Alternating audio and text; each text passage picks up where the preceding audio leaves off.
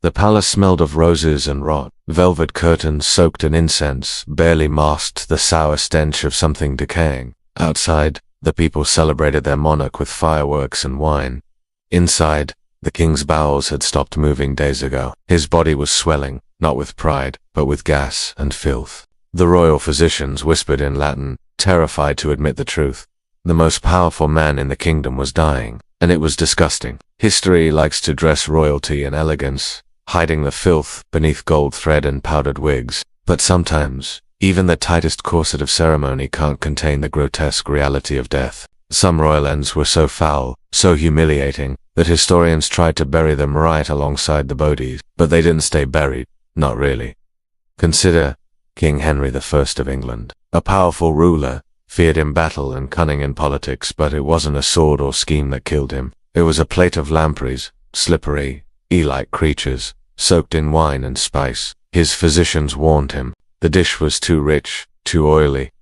But Henry was stubborn. He devoured them, and within hours, his belly twisted in rebellion. He vomited, collapsed, and began to lose control of his body. For days, he lay in his chambers, groaning, sweating, and soiling his sheets as dysentery tore through him. No amount of holy water or prayer could fix what was happening inside. His organs failed one by one, his stomach bloated, and the royal bowels, as one courtier whispered, opened like a gutter. When he finally died, his body decomposed so rapidly that his entrails were buried separately to keep the smell away. His corpse had become too vile even for royal burial. Then there was Queen Caroline of Ansbach, wife of King George II, a woman known for her sharp mind and quiet strength, but her final days were a horror story told in whispers. In 1737, she suffered what physicians called a rupture. Today, we'd call it an umbilical hernia, but in her case, it turned into something far worse. The swelling near her abdomen grew red, then purple, then black.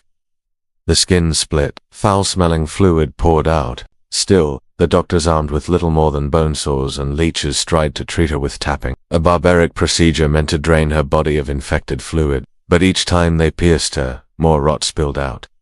Her bowel had been perforated. Fecal matter was leaking into her body cavity. The queen, once regal and composed, was now bedridden, weeping in pain, her room reeking of decay. When she died, the king stood over her and whispered, "You were an admirable woman." But behind closed doors, her body was hastily sealed in a lead coffin to contain the smell. But the line between majesty and madness can also end in filth. Just ask King Eric XIV of Sweden. His reign was marked by paranoia and erratic behavior. He feared poison, assassins, even ghosts. In 1577, after being imprisoned by his own brothers, he was given a bowl of pea soup.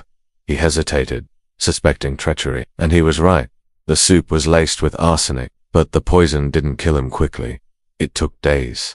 First, vomiting, then tremors, then the kind of diarrhea that strips the body of dignity and fluids alike. He screamed through the night, soiling his bedding, clutching his stomach as his insides liquefied. When the pain finally stopped, his jailers were left with a body drenched in sweat and waste so pitiful. They reportedly left it untouched for hours. This was the end of a king, not in battle, not in a blaze of glory, but slumped in a heap of excrement and betrayal. Even emperors were not immune. Consider Emperor Justin II of Byzantium, once hailed as a stabilizing force in a crumbling empire. But behind palace doors, his mind began to rot before his body ever did. Suffering from what we now suspect was severe bipolar disorder or schizophrenia, he would alternate between violent outbursts and catatonic silence. At his worst, he believed the walls were closing in. He bit servants, screamed at shadows, and refused to bathe or be touched.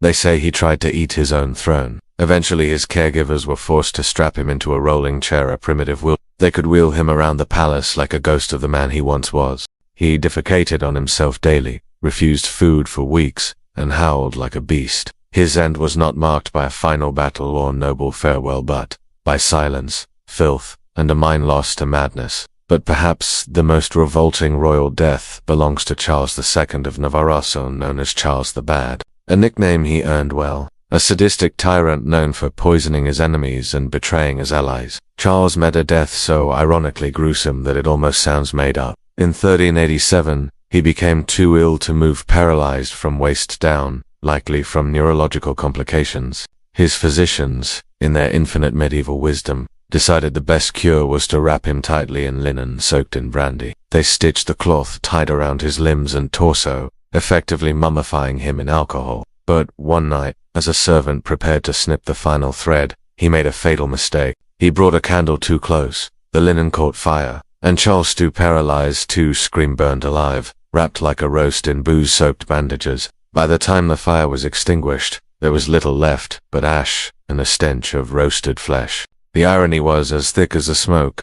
A man who killed others with poison and flame died by his own flammable hubris. These were not dignified deaths. They were undignified, grotesque, and unspeakably human. The image of royalty polished, stoic immortal was stripped away at the final hour, replaced with leaking bowels, mad eyes, and bloated corpses. And what makes them so unforgettable is not just the horror but the secrecy. For centuries, these deaths were softened in the history books. He passed peacefully, she succumbed to illness. But behind those phrases lies a truth that history tried to bleach clean. Power cannot save the body, and death, no matter how golden your crown, comes for everyone in blood, bile, and sometimes fire. In their final moments, these royals weren't kings and queens. They were broken vessels bloated with infection, driven mad by pain, soaked in their own fluids. And yet, history prefers to show them in oil paintings. Regal, untouchable, eternal. But you know better now. You've smelled the incense behind the rot. You've seen the velvet soaked in sickness. You've heard the echoes in their death chambers, the gurgling, the groaning, the wet slap of decay. So next time you walk through a palace or gaze at a royal portrait, remember, beneath the crown, there was once a body, and sometimes that body died in ways too foul for history to honor, but not too foul to forget.